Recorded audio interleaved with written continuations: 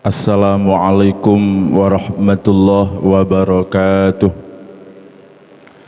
Bismillah, alhamdulillah, wassalatu wassalamu ala rasulillah wa ala alihi wa sahbihi wa mawalah, la hawla wa la quwata illa billah.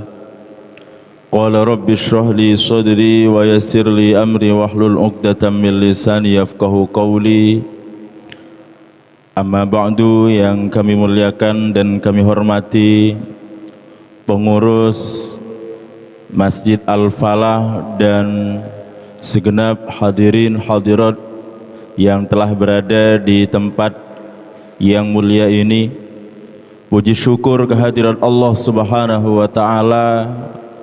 Pada kesempatan kali ini kembali Allah memberikan taufik dan hidayahnya kepada kita untuk bisa terus beribadah kepada Allah Subhanahu wa taala, khususnya di bulan yang mulia ini. Salawat dan salam semoga selalu tercurahkan kepada junjungan kita Nabi besar Muhammad sallallahu alaihi wasallam beserta para keluarga dan para sahabatnya ila yaumil qiyamah. Para jamaah rahimakumullah, kita melanjutkan kajian yang kemarin, yaitu mengenai hal-hal yang berkaitan dengan sholat janazah atau bab sholat janazah.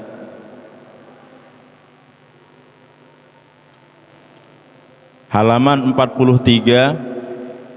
Tapi sebelumnya mari kita kirim Fatihah dulu kepada muallif kitab Al-Matnus Syarif ini, dengan harapan semoga kita mendapatkan barokahnya dan mendapatkan ridha dari Allah Subhanahu wa taala.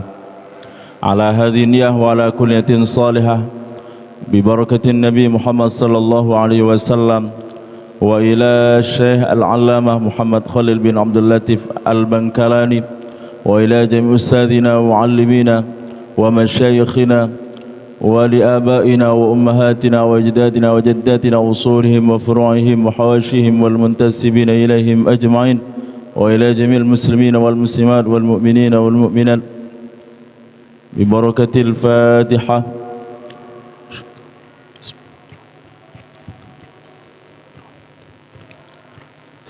Shiratal mustaqim shiratal ladzina an'amta 'alaihim ghairil maghdubi 'alaihim waladdallin.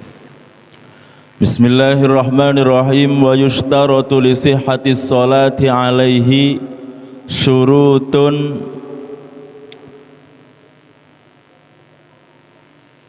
wa yushtaratu li sihhatis sholati 'alaihi syuruti ghairiha minas sholawati.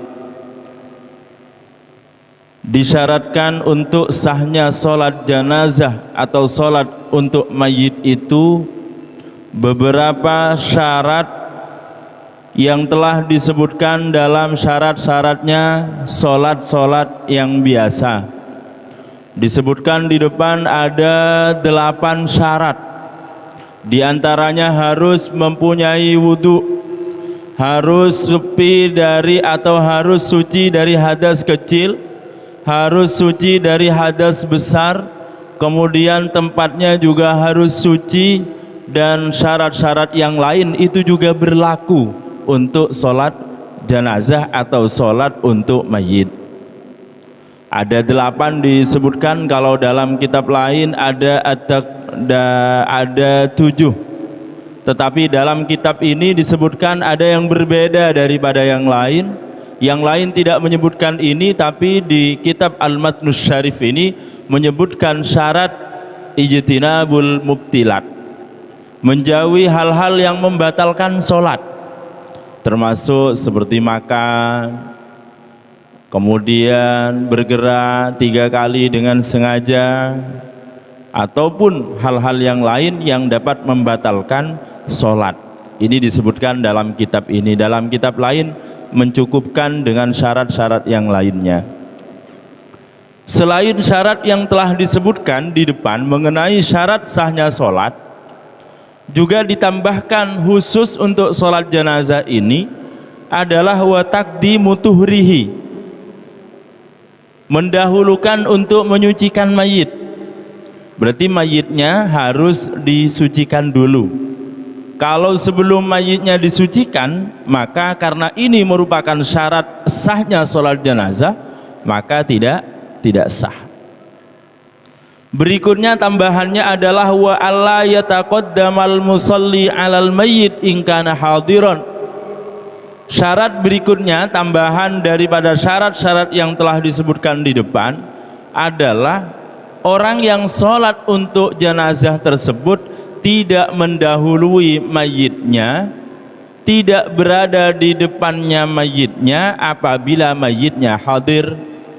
Berarti harus, umpama di sini memang kiblatnya kita itu arah barat, berarti musollinya atau orang yang sholat jenazah tersebut harus berada di sebelah timurnya mayit. Mengenai posisi, umpama nanti sholat bagaimana, ini ada beberapa perbedaan mengenai kalau mayitnya laki-laki, posisi yang dianjurkan itu di mana, kalau mayitnya perempuan ini juga bagaimana. Sementara yang kita ketahui untuk sholat mayit itu, kalau laki-laki maka umpama karena memang kita itu biasa sholat jenazah pakai imam, maka imamnya itu yakiful imam inda ra'sir rajul, ada di kepalanya, ya, ada di dekat kepalanya. Tapi ketika perempuan, wa inda ajuzil mar'ah, kalau perempuan maka dianjurkan sholatnya itu di dekat dengan bokongnya atau di sebelah tengahnya wanita. Mengenai arahnya, apakah ke utara kepalanya, apakah ke selatan, ini ada perbedaan ulama mengenai hal tersebut. Ada yang mengatakan kepalanya di utara, ada yang mengatakan kepalanya di selatan. Ini biasanya sering terjadi perdebatan mengenai hal tersebut, karena yang biasa mungkin di utara, ini ada yang pakai yang di selatan. Ini juga sama-sama ada dasarnya. Ini hanya khilafiyah saja bainal ulama. Jadi kesimpulan daripada syarat sahnya sholat jenazah itu adalah satu, syarat-syarat sholat biasa. Kalau di sini disebutkan ada 8. Kemudian yang kedua, harus mayitnya disucikan dulu. Yang ketiga, mayitnya tidak boleh, atau musollinya, orang yang sholat jenazah tersebut harus tidak mendahului pada mayitnya apabila mayitnya hadir. Kalau mayitnya ghaib, karena memang ghaib, semisal mayitnya ada di daerah Kenjeran, kita sholatnya di sini, sebetulnya ini taqaddum kepada mayit, ada di sebelah baratnya mayit. Tapi seperti ini tidak masalah, karena yang disyaratkan Allah yataqaddama alal mayit itu apabila mayitnya hadir. Kalau ghaib, syarat ini tidak berlaku. Selanjutnya masih berkaitan dengan sholat jenazah, wa tukrahus sholatu alaihi qabla dafni ma'as-sihhah. Sah tapi makruh mensolati mayit yang sudah disucikan tapi belum dikafani. Setelah dimandikan mungkin hanya ditutup pakai kain saja, kemudian disolati. Bagaimana hukumnya mensolati mayit yang belum dikafani? Sah, asalkan ini sudah disucikan dulu, tapi hukumnya makruh. Boleh setelah dimandikan, mungkin ini mudin yang bagian mengkafani belum datang, akhirnya disolati dulu. Ayo disolati dulu, kafannya nanti boleh tidak apa-apa, hukumnya sah. Namun walaupun sah, hukumnya adalah makruh. Berikutnya wa yajuzu ayyusalliya jama'atun bi salatin wahidatin ma'aridha awliyaihim. Boleh satu jamaah itu mensolati mayit dengan satu kali solat asalkan mendapatkan ridho daripada walinya. Karena memang yang paling berhak untuk mensolati mayit itu justru adalah wali-wali daripada mayit tersebut. Anggaplah ini semisal ya keluarganya, anaknya, kemudian mungkin orang tuanya. Yang paling berhak untuk mensolati itu adalah mereka-mereka, bukan orang lain ya. Bukan orang lain. Karena aulan nasi bisolati al akrob fal akrob min asobatihi summa zawil arham. Yang paling utama, yang paling berhak untuk mensolati mayit itu adalah yang paling dekat dengan mayit, kemudian dari ahli waris asobahnya yang paling dekat dengan mayit, kemudian zawil arham. Siapa saja mereka? Fayuqaddamul abu, bapak dulu. Berarti kalau yang mati itu anaknya, yang paling berhak untuk mensolati mayit adalah bapaknya. Wa in ala, kalau udah ada bapaknya berarti kakeknya, bapaknya bapak, dan begitu seterusnya.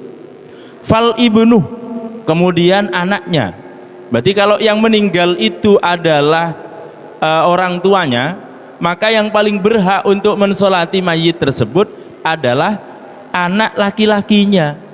Sementara di kejadian di masyarakat yang banyak adalah justru anaknya tidak ikut sholat jenazah, padahal yang paling berhak untuk mengerjakan sholat jenazah itu adalah anak laki-lakinya. Wa insafalah, atau cucu-cucunya, anak dan cucu-cucunya. Fabaqil asobat minan nasab, kemudian fil wila fasulton ala tartibil irsi, maka sesuai dengan urutan warisan. Itu urutan dalam masalah pelaksanaan sholat jenazah. Wala takfi sholatu mra'atin wa hunaka rajulun.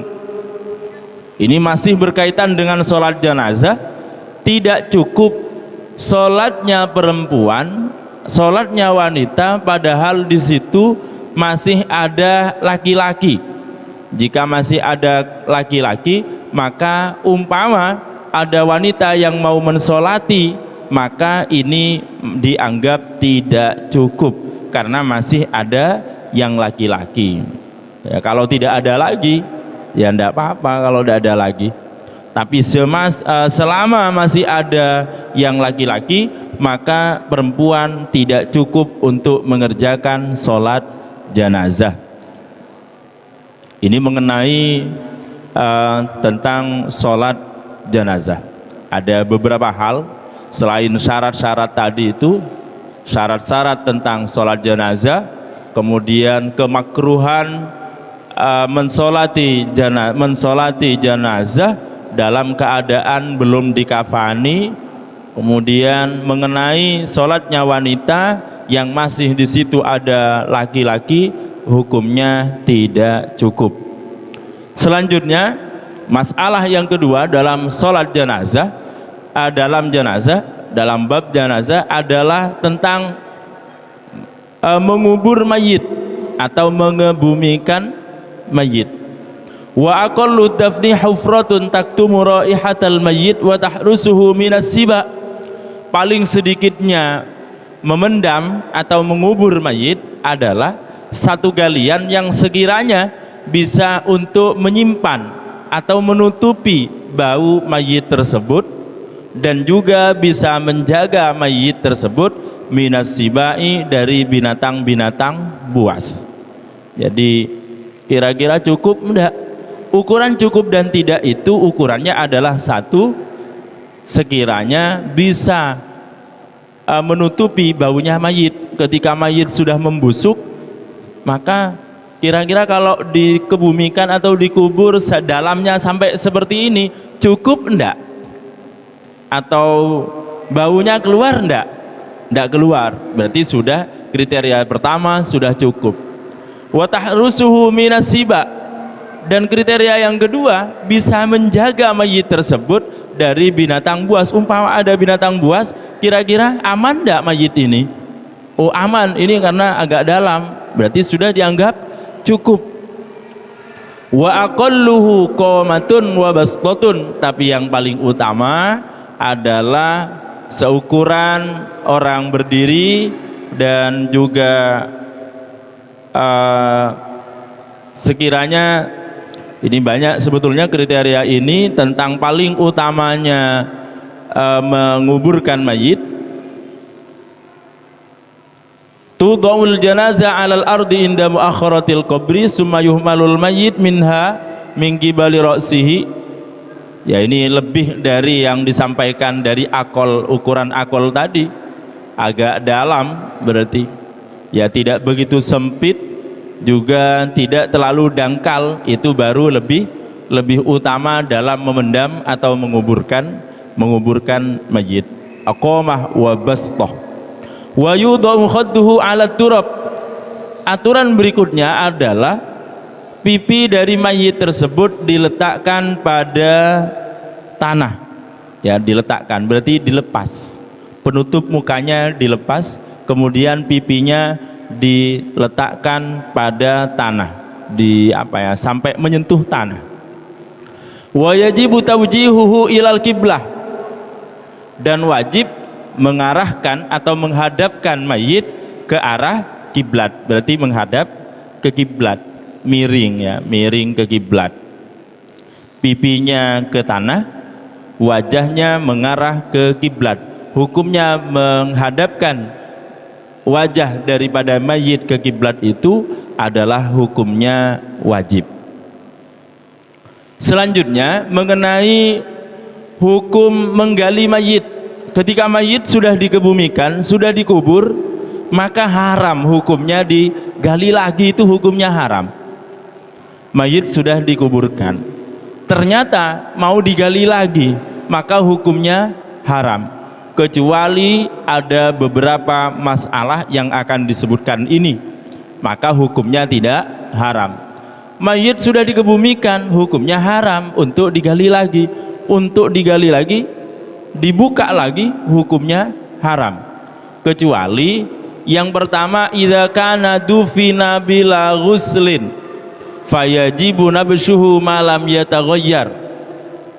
Boleh digali lagi mayit yang sudah dikuburkan tersebut apabila dikebumikan tanpa dimandikan dulu. Berarti ada mayit langsung dikuburkan karena mungkin tidak tahu, atau mungkin tidak ada air, atau ada faktor apa, akhirnya langsung. Tapi kalau umpama tidak ada air, kan bisa pakai yang lain umpama. Intinya ada mayit belum dimandikan, atau dimandikan tapi tidak sesuai dengan aturan memandikan mayit, bisa saja tidak sah dalam memandikan mayitnya, langsung dikubur. Setelah dikubur baru ingat, oh iya, ini ada yang salah. Iya, ini belum dimandikan kok sudah dikuburkan. Maka hukumnya wajib untuk digali lagi malam yataghayyar, apabila mayitnya tersebut belum berubah. Berarti kalau masih baru-baru ini, kalau sudah dapat 1 bulan, oh ya mayitnya dulu tidak dimandikan, ini gimana? Ya sudah, tidak usah digali lagi. Tetapi kalau masih baru dikebumikan, dengan catatan belum, atau dengan kata lain belum berubah mayitnya, maka ini wajib hukumnya untuk digali lagi. Yang kedua, faktor diperbolehkannya untuk menggali lagi mayit yang sudah dikuburkan adalah walastiqbalil kiblah. Dikebumikan tanpa menghadap kiblat, karena mungkin yang menguburkan itu tidak pengalaman. Yang biasa mutin-mutin, ini sudah biasa mengebumikan mayit atau menguburkan mayit, wajahnya harus menghadap kiblat. Karena menghadapkan wajah mayit ke kiblat ini hukumnya wajib, ya.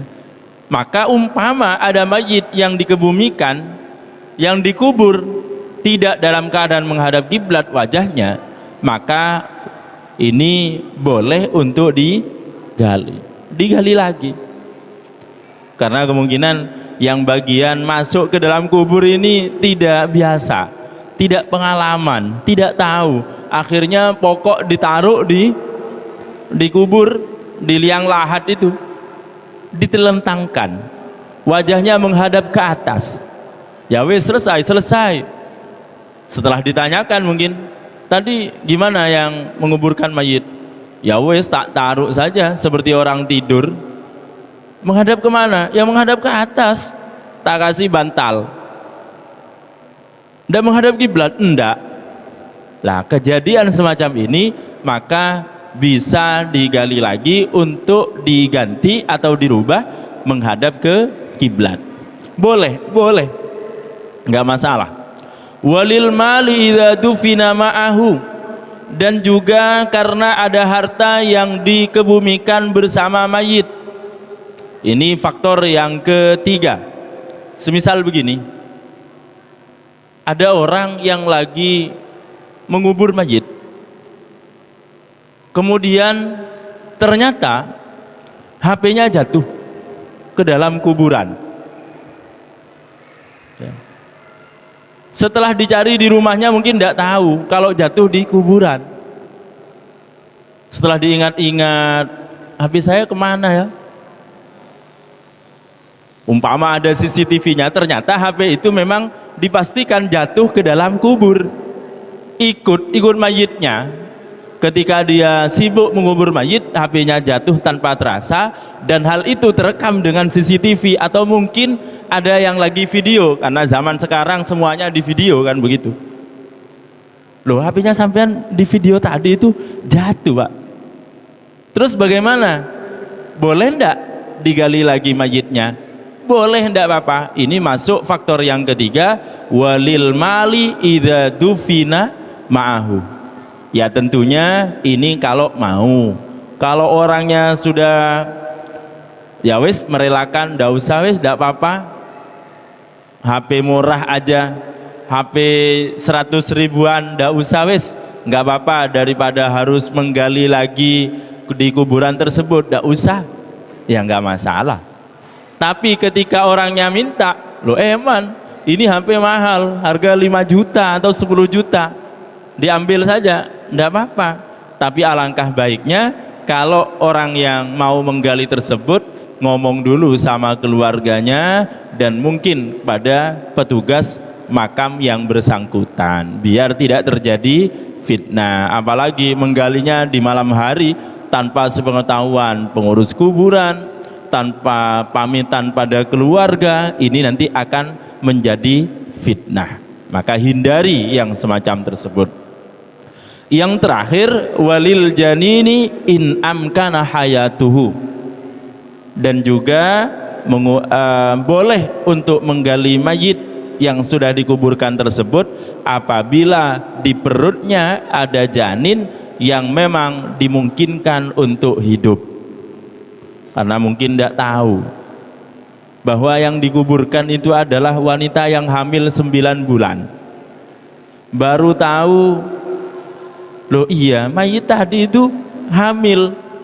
Loh katanya dokter itu tidak mati anaknya, masih bisa bertahan hidup. Maka bagaimana? Walaupun hukum asal daripada menguburkan mayit ini hukumnya haram, tapi karena ada mayit, ada janin di situ, di perutnya ada janin yang kemungkinan hidup, maka boleh mayitnya tersebut digali lagi dan dilihat ada janin yang keluar apa tidak, atau kemungkinan bisa dioperasi atau tidak, sampai seperti itu ya.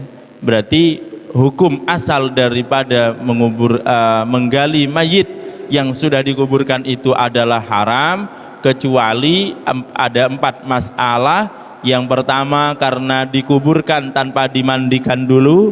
Yang kedua, dikuburkan karena dalam keadaan tidak menghadap kiblat.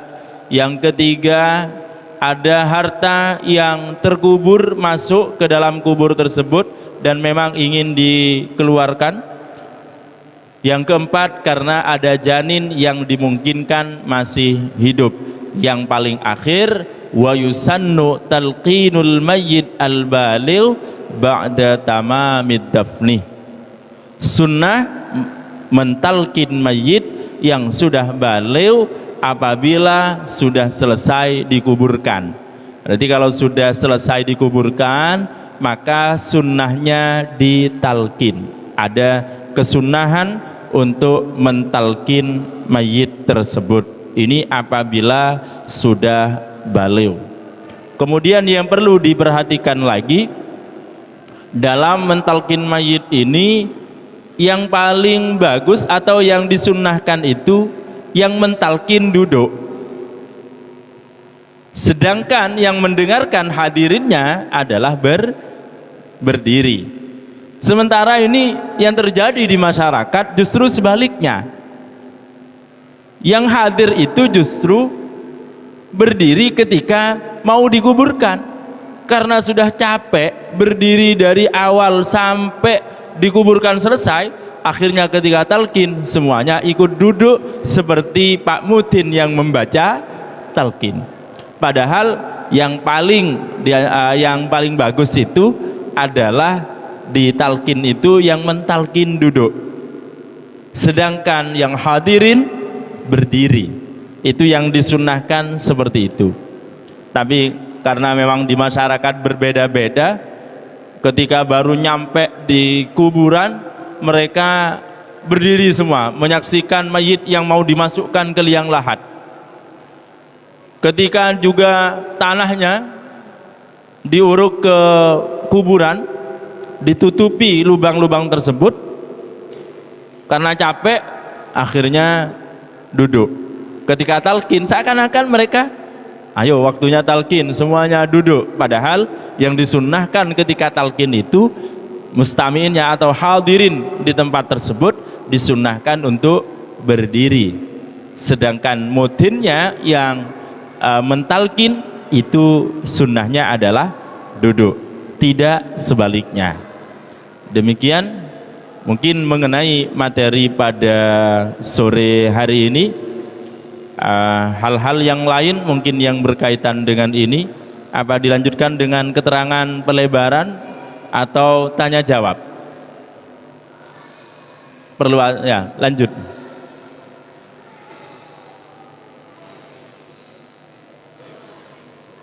Oh ya, kita lanjut hal-hal yang berkaitan dengan sholat jenazah. Sholat jenazah ini memang kelihatannya agak sulit bagi yang tidak biasa, sehingga orang berebut untuk berada di luar.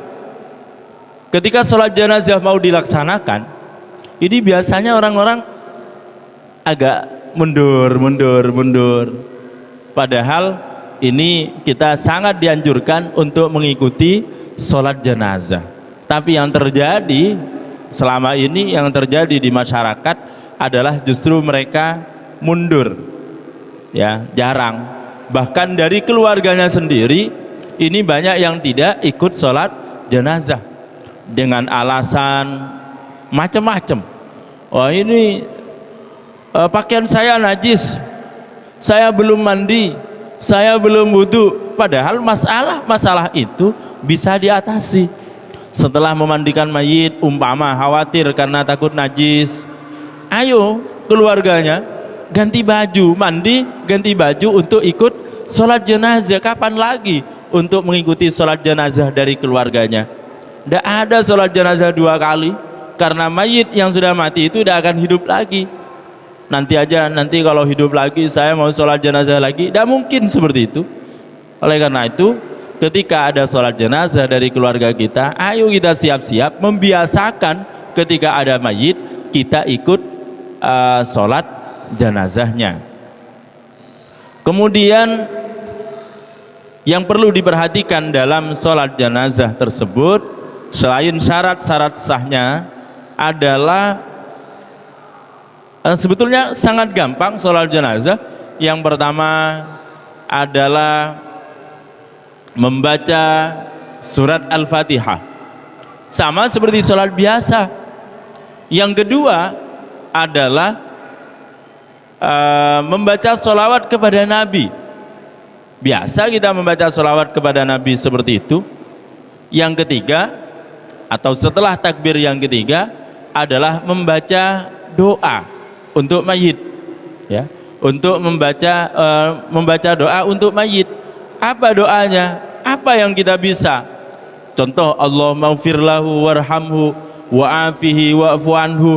Sudah selesai, minimal seperti itu. Allahumma ighfir lahu warhamhu wa'afihi wa'fu anhu.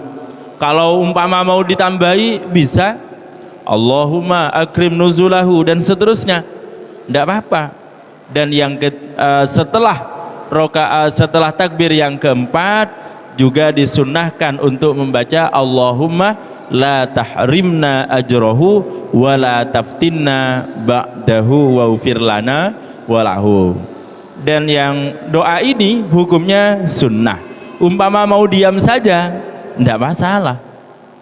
Berarti kesimpulan daripada sholat jenazah itu sangat mudah.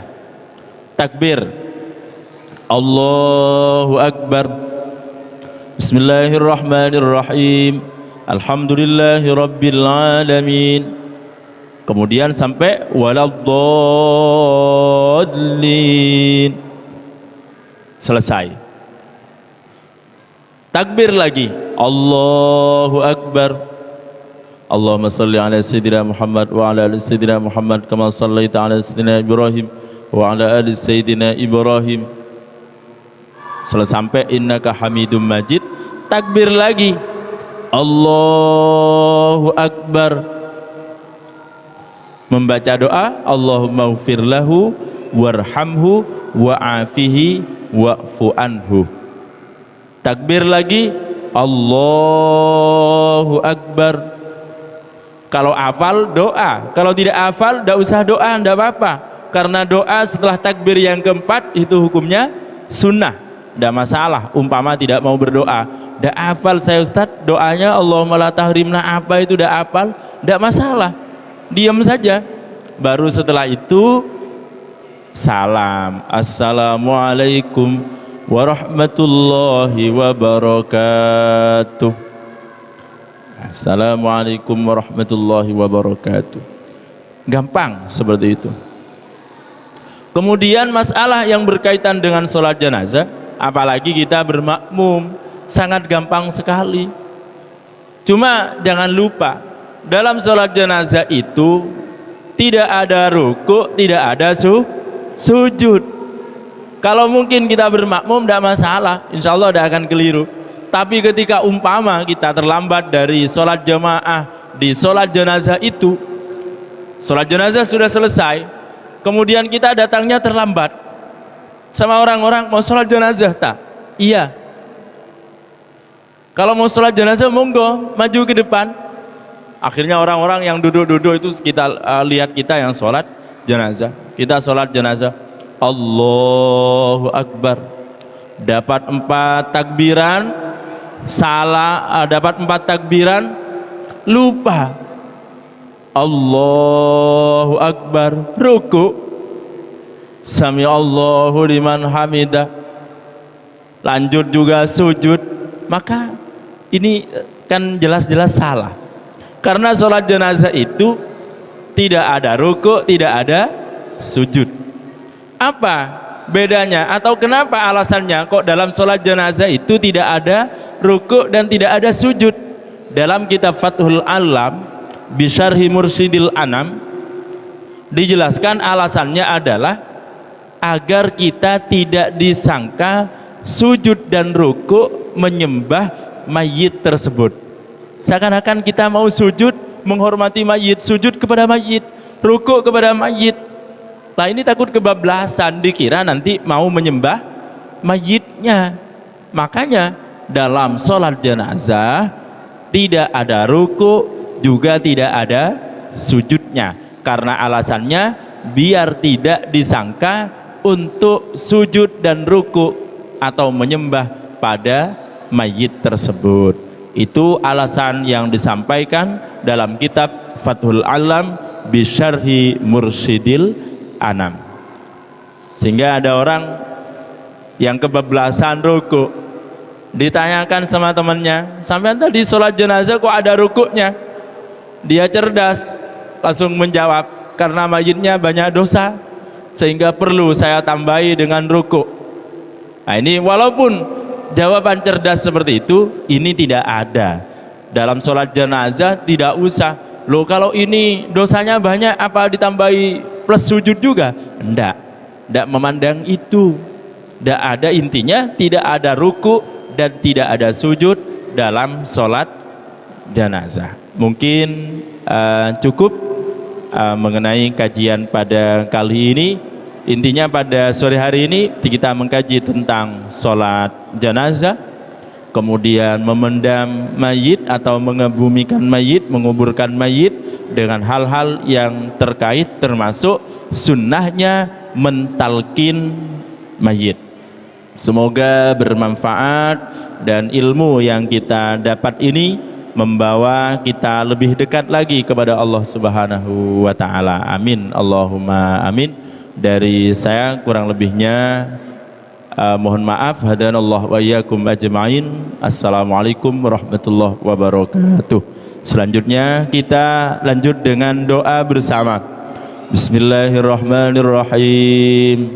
Allahumma astaghfirullah, ashhadu an la ilaha illallah, astaghfirullah. نسألك رضاك والجنة ونعوذ بك من سخطك والنار أشهد أن لا إله إلا الله أستغفر الله نسألك رضاك والجنة ونعوذ بك من سخطك والنار أشهد أن لا إله إلا الله أستغفر الله نسألك رضاك والجنة ونعوذ بك من سخطك والنار